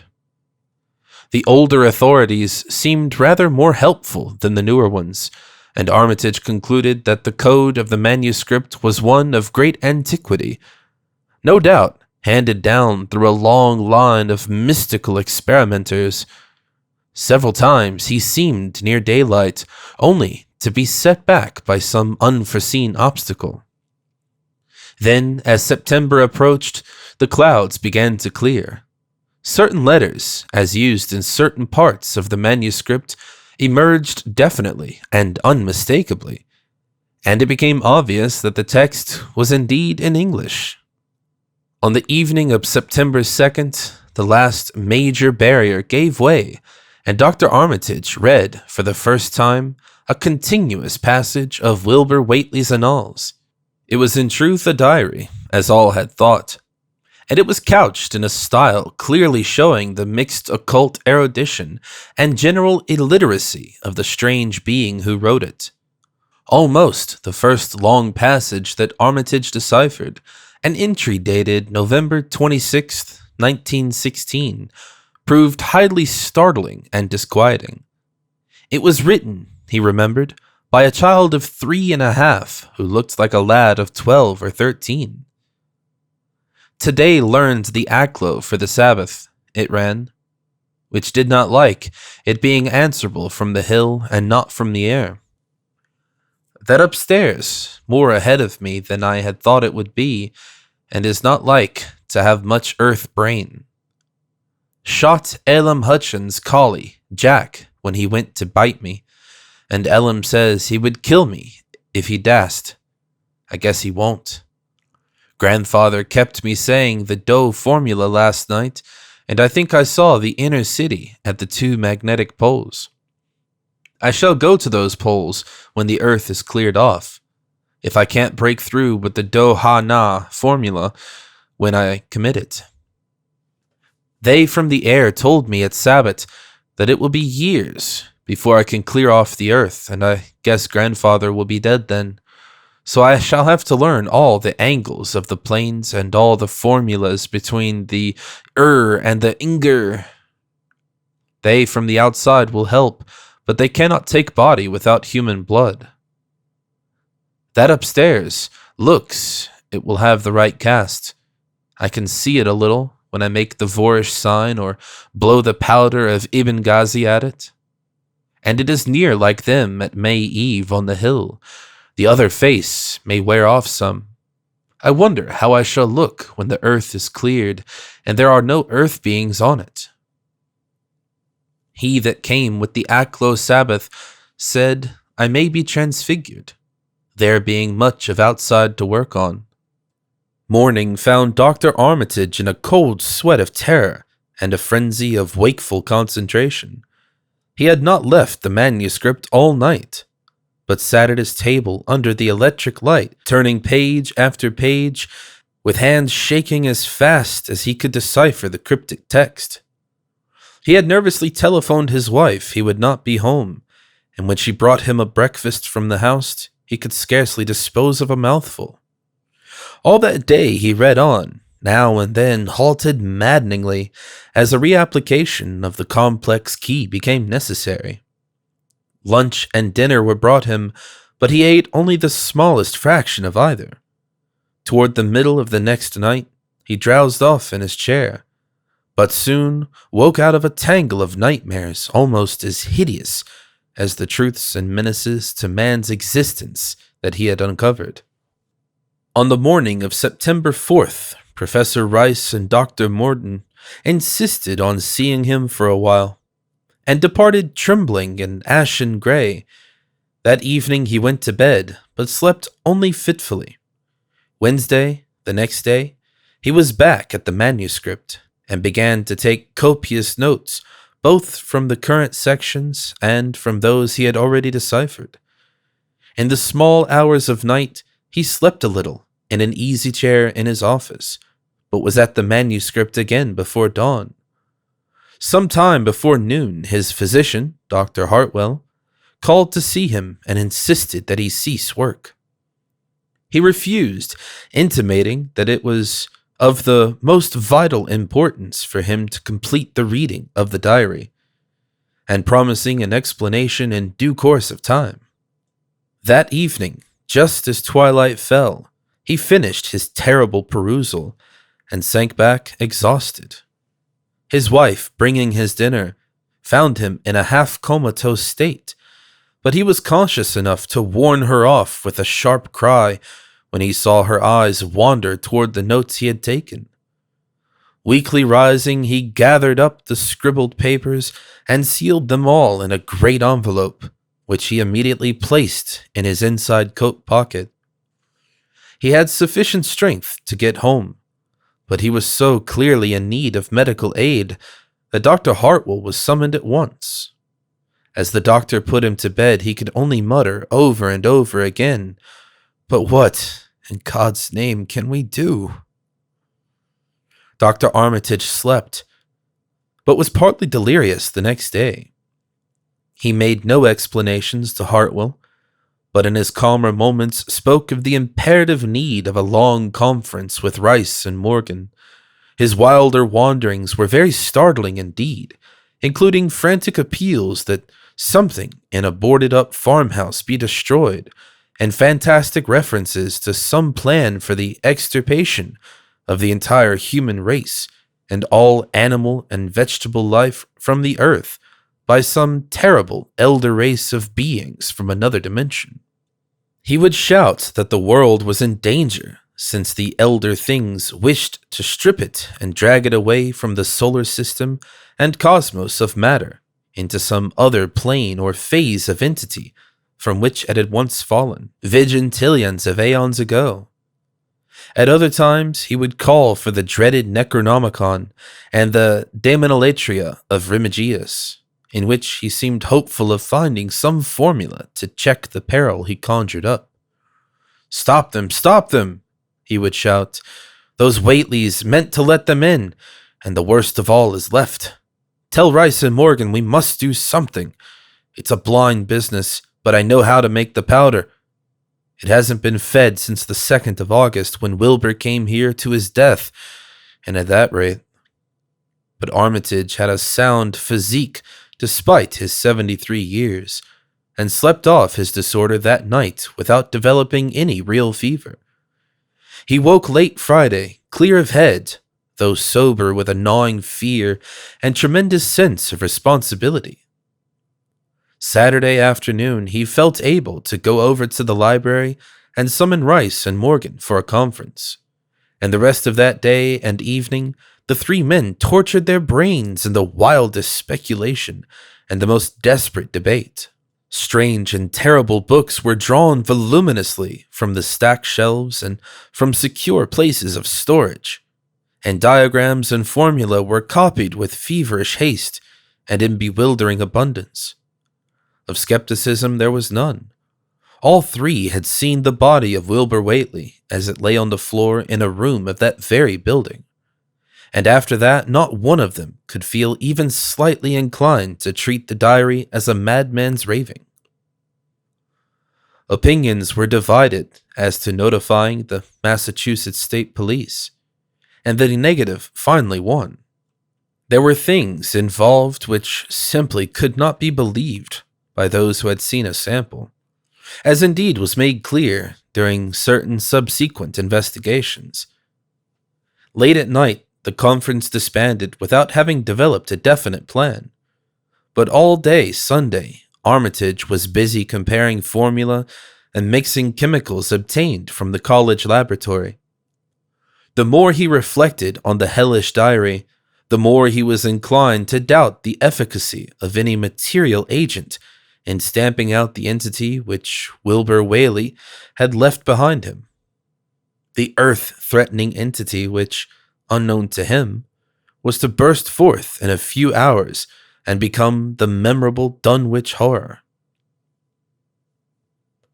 Monday was a repetition of Sunday with Dr. Armitage, for the task in hand required an infinity of research and experiment. Further consultations of the monstrous diary brought about various changes of plan, and he knew that even in the end a large amount of uncertainty must remain. By Tuesday he had a definite line of action mapped out, and believed he would try a trip to Dunwich within a week. Then, on Wednesday, the great shock came. Tucked obscurely away in a corner of the Arkham Advertiser was a facetious little item from the Associated Press, telling what a record-breaking monster the bootleg whiskey of Dunwich had raised up. Armitage, half stunned, could only telephone for Rice and Morgan. Far into the night they discussed, and the next day was a whirlwind of preparation on the part of them all. Armitage knew he would be meddling with terrible powers, yet saw that there was no other way to annul the deeper and more malign meddling which others had done before him.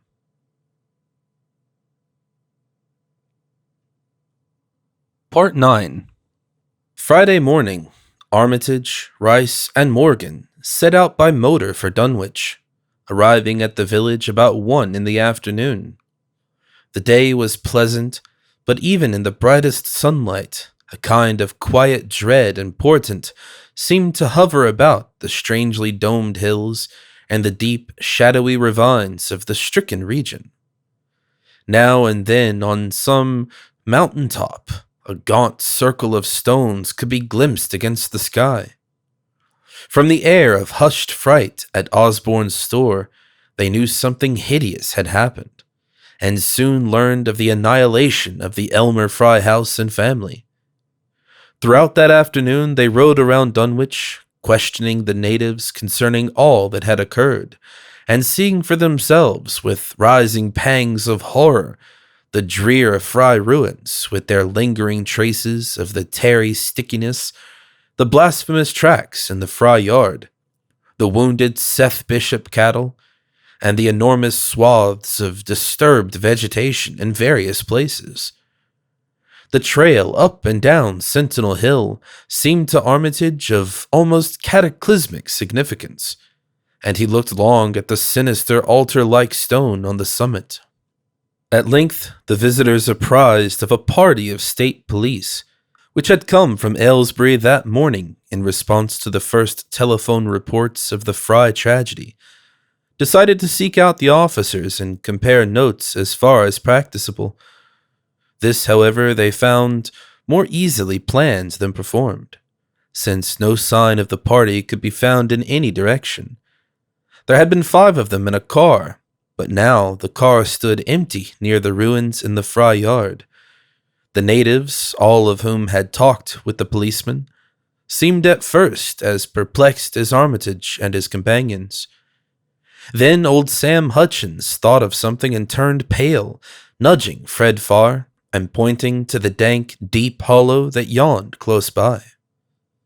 "God," he gasped. "I telled 'em not to go down into the glen, and I never thought nobody'd do it with them tracks and that smell and the whippoorwills a screeching down thar in the dark of noonday." A cold shudder ran through natives and visitors alike, and every ear seemed strained in a kind of instinctive, unconscious listening.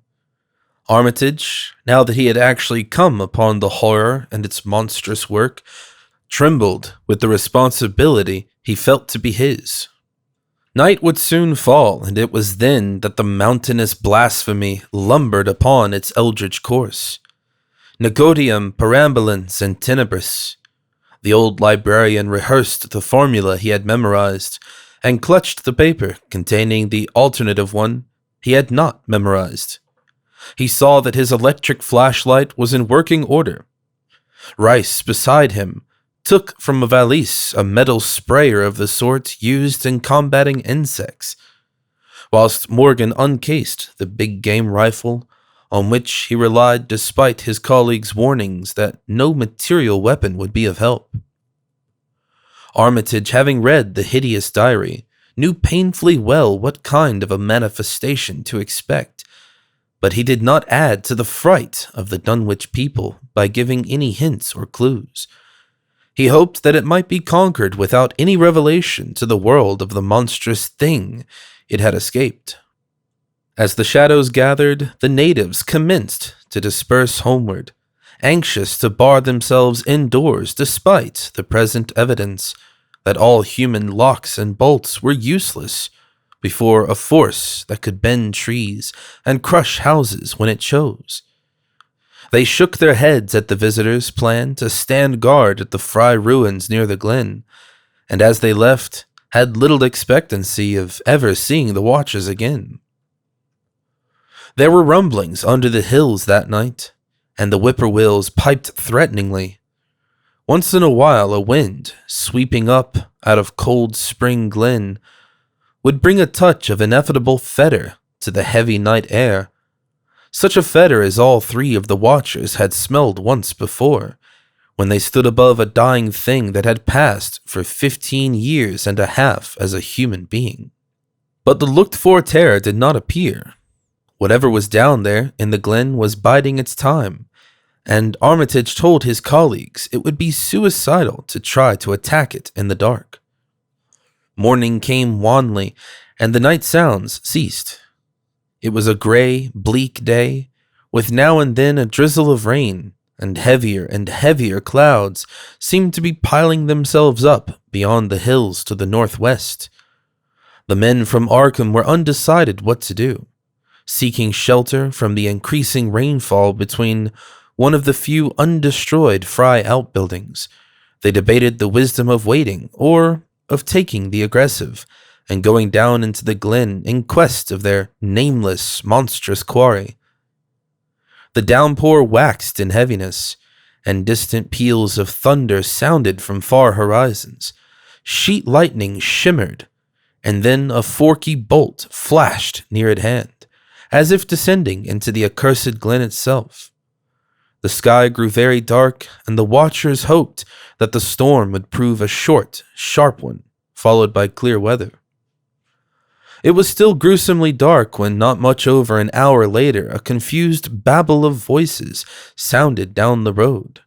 Another moment brought to view a frightened group of more than a dozen men running, shouting, and even whimpering hysterically. Someone in the lead began sobbing out words, and the Arkham men started violently when those words developed a coherent form.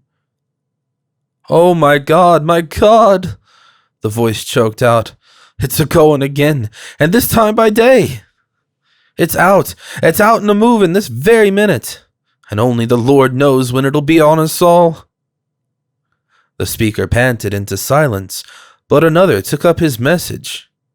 "Nigh on an hour ago, Zeb Whately here heard the phone a-ringing, and it was Miss Corey, George's wife, that lives down by the junction. She says the hired boy Luther was about driving in the cows from the storm out of the big bolt, and when he sees all the trees a-bending at the mouth of the glen opposite side to this, and smelt the same awful smell like he smelt when he found the big tracks last Monday morning. And he says there was a swishing lapping sound, more nor what the bending trees and bushes could make, and all on a sudden the trees along the road begun to get pushed to one side. And they was an awful stomping and splashing in the mud, but mind ye, Luther, he didn't see nothing at all, only just the bending trees and underbrush. Then fur ahead, where Bishop's Brook goes under the road, he heard an awful creaking and straining on the bridge, and he says he could tell the sound of wood a-starting to crack and split, and all the whiles he never see a thing, only them trees and bushes a-bending. And when the swish sound got very far off, and the road towards Wizard Whately's and Sentinel Hill, Luther he had the guts to step up what he heard at first and look at the ground. It was all mud and water. Sky was dark, and the rain was wiping about all tracks about as fast as could be. But beginning at the glen mouth, where the trees had moved, they was still some of them awful prints, big as barrels like he seen Monday. At this point, the first excited speaker interrupted. "But that ain't the trouble now.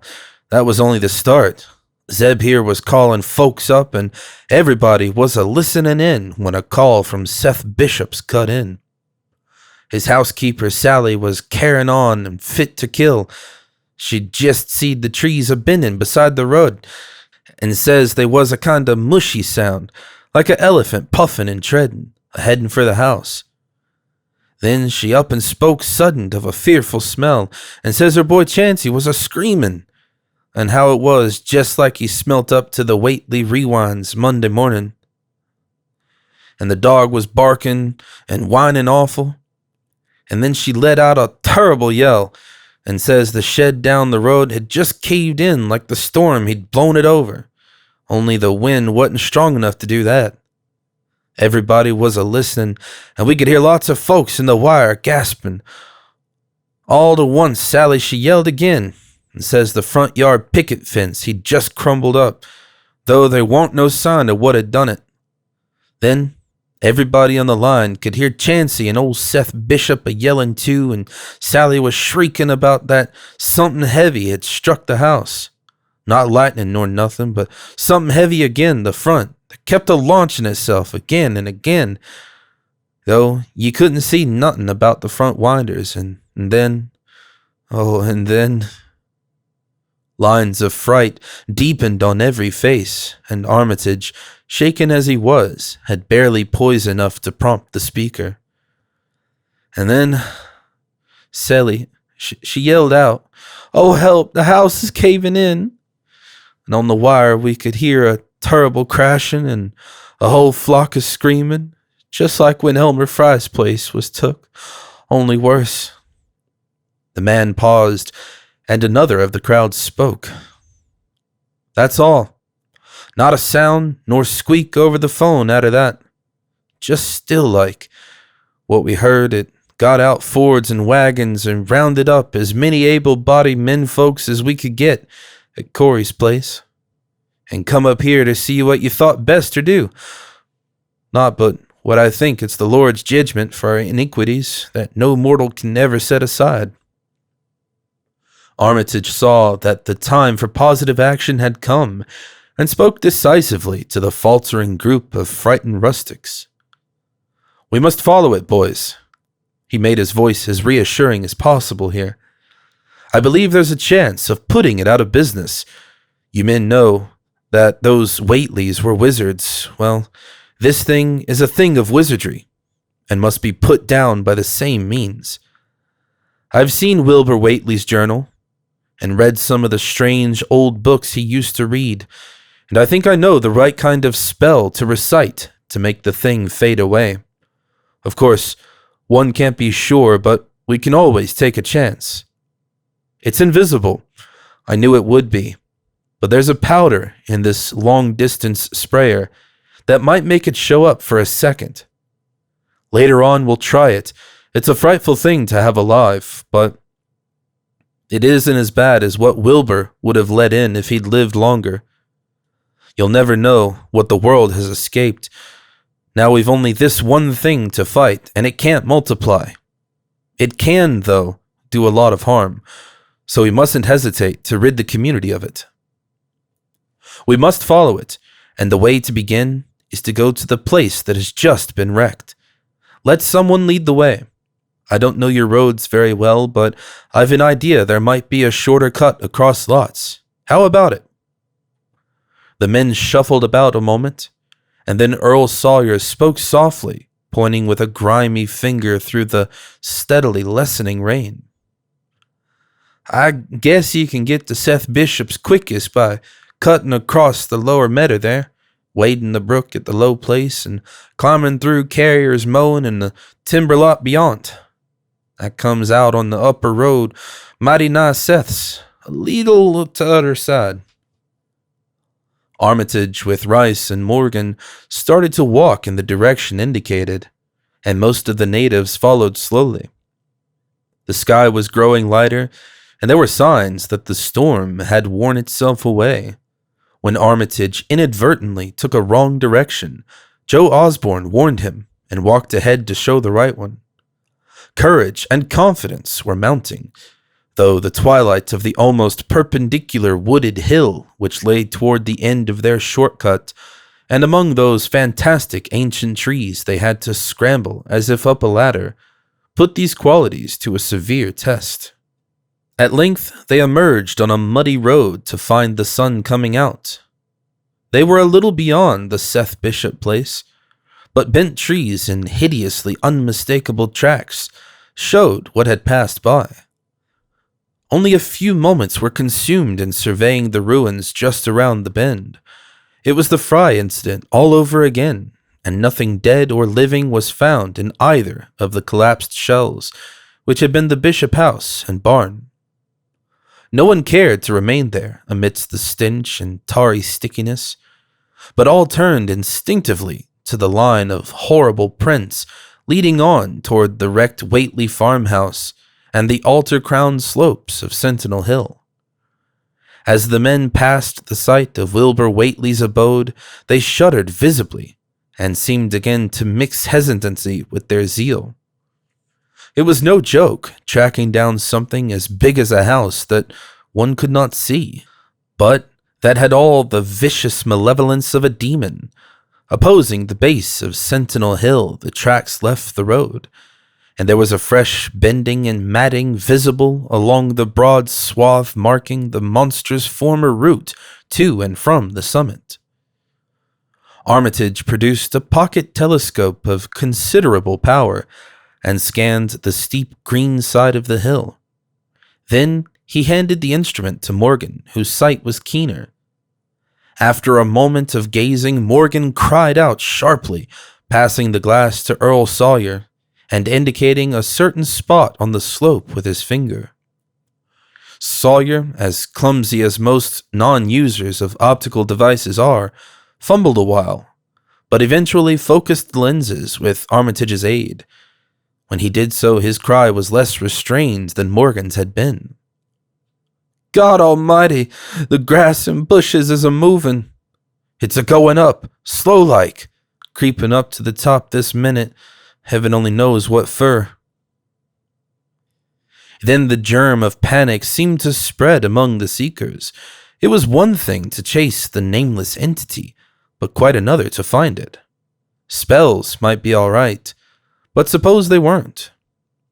Voices began questioning Armitage about what he knew of the thing, and no reply seemed quite to satisfy. Everyone seemed to feel himself in close proximity to phases of nature and of being utterly forbidden, and wholly outside the sane experience of mankind.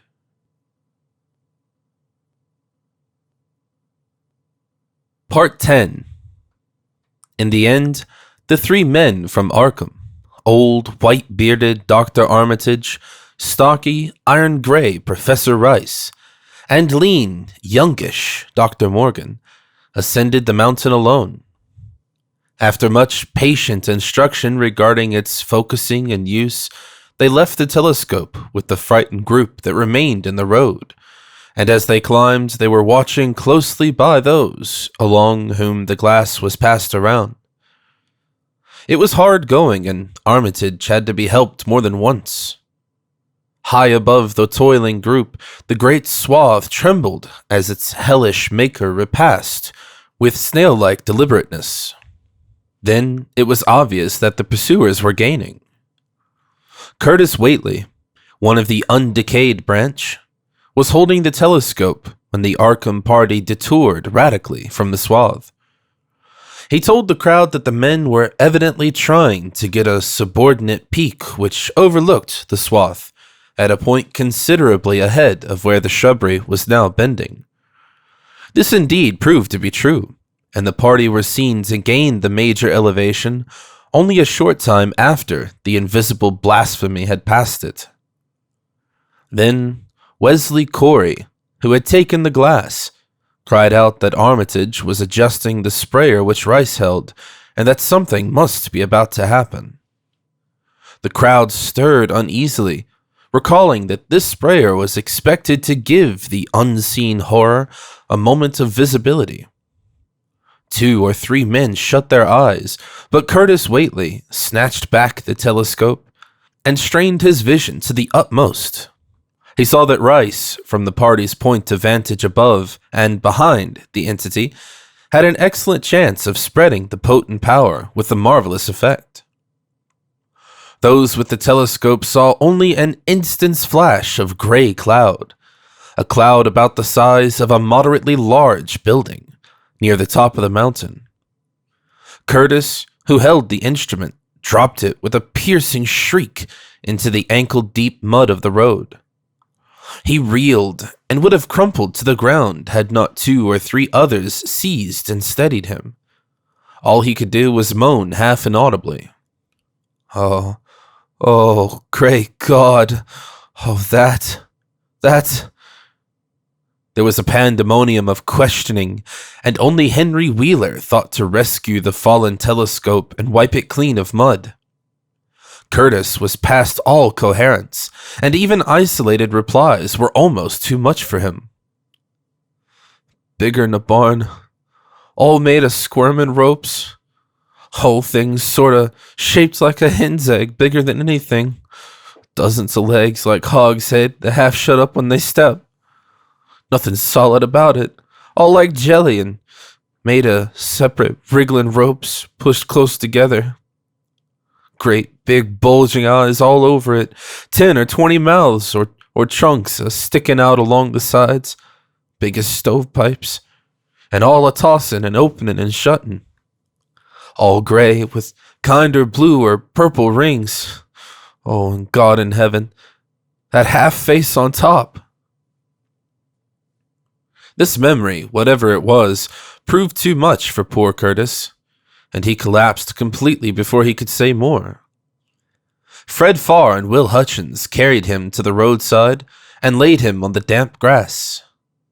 Henry Wheeler, trembling, turned the rescued telescope on the mountain to see what he might. Through the lenses were discernible 3 tiny figures, apparently running toward the summit as fast as the steep incline allowed. Only these, nothing more. Then everyone noticed a strangely unseasonable noise in the deep valley behind, and even in the underbrush of Sentinel Hill itself. It was the piping of unnumbered whippoorwills, and in their shrill chorus there seemed to lurk a note of tense and evil expectancy. Earl Sawyer now took the telescope and reported the 3 figures as standing on the topmost ridge, virtually level with the altar stone, but at a considerable distance from it.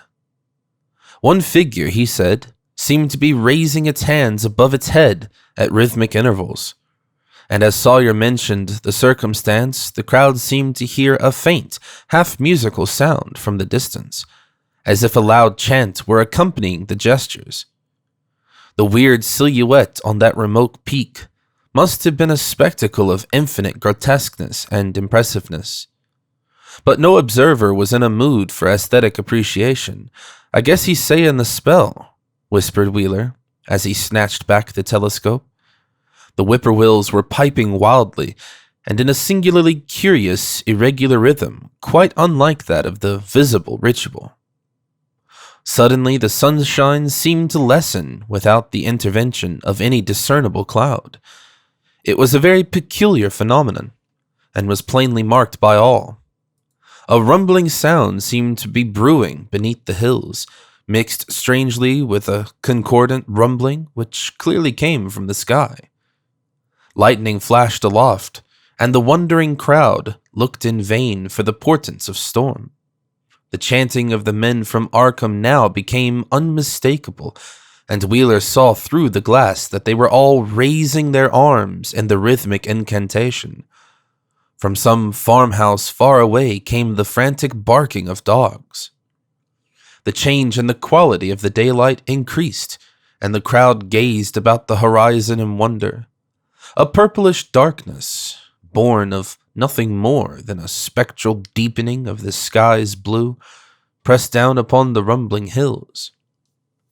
Then the lightning flashed again, somewhat brighter than before, and the crowd fancied that it had showed a certain mistiness around the altar stone on the distant height. No one, however, had been using the telescope at that instant. The whippoorwills continued their irregular pulsation, and the men of Dunwich braced themselves tensely against some imponderable menace with which the atmosphere seemed surcharged. Without warning came those deep, cracked, raucous vocal sounds which will never leave the memory of the stricken group who heard them. Not from any human throat were they born, for the organs of man can yield no such acoustic perversions. Rather would one have said they came from the pit itself, had not their source been so unmistakably the altar stone on the peak. It is almost erroneous to call them sounds at all, since so much of their ghastly, infra-bass timbre spoke to dim seats of consciousness and terror far subtler than the ear. Yet one must do so, since their form was indisputably, though vaguely, that of half-articulate words. They were loud as the rumblings and the thunder above which they echoed, yet did they come from no visible being. And because imagination might suggest a conjectural source in the world of non-visible beings, the huddled crowd at the mountain's base huddled still closer and winced as if in expectation of a blow. Yingai, Yingai, Tifungaha, Yog Sothoth, rang the hideous croaking out of space. Yebentink, Hia Ye, Ingerdala. The squeaking impulse seemed to falter here, as if some frightful psychic struggle were going on. Henry Wheeler strained his eye at the telescope, but only saw the three grotesquely silhouetted human figures on the peak, all moving their arms furiously in strange gestures, as from what unplumbed gulfs of extra-cosmic consciousness or obscure, long Latin heredity were those half-articulate thunder-croakings drawn. Presently they began to gather renewed force and coherence as they grew in stark, utter, ultimate frenzy. Ya, ya, ya, ya, ha! Ya, ya, ya, ya! Inga, Inga, Hugh, Hugh! Help, help! Father, father! Yog Sothoth! But that was all. The pallid group in the road, still reeling at the indisputably English syllables that had poured thickly and thunderously down from the frantic vacancy beside that shocking altar stone, were never to hear such syllables again. Instead, they jumped violently at the terrific report which seemed to rend the hills, the deafening, cataclysmic peal whose source, be it inner sky or earth, no hearer was ever able to place. A single lightning bolt shot from the purple zenith to the altar stone, and a great tidal wave of viewless force and indescribable stench swept down from the hill to all the countryside. Trees, grass, and underbrush were whipped into a fury, and the frightened crowd at the mountain's base, weakened by the lethal fetter that seemed about to asphyxiate them, were almost hurled off their feet. Dogs howled from the distance. Green grass and foliage wilted to a curious, sickly yellow-gray, and over field and forest were scattered the bodies of dead whippoorwills.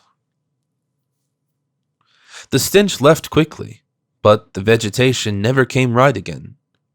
To this day, there is something queer and unholy about the growths on and around that fearsome hill. Curtis Whately was only just regaining consciousness when the Arkham men came slowly down the mountain in the beams of a sunlight once more brilliant and untainted. They were grave and quiet, and seemed shaken by memories and reflections even more terrible than those which had reduced the group of natives to a state of cowed quivering.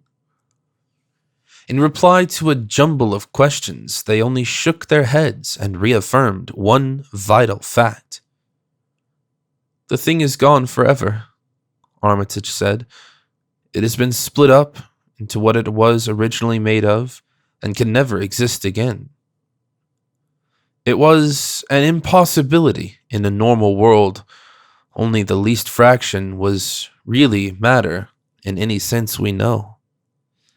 It was like its father, and most of it has gone back to him in some vague realm or dimension outside our material universe, some vague abyss out of which only the most accursed rites of human blasphemy could ever have called him for a moment on the hills.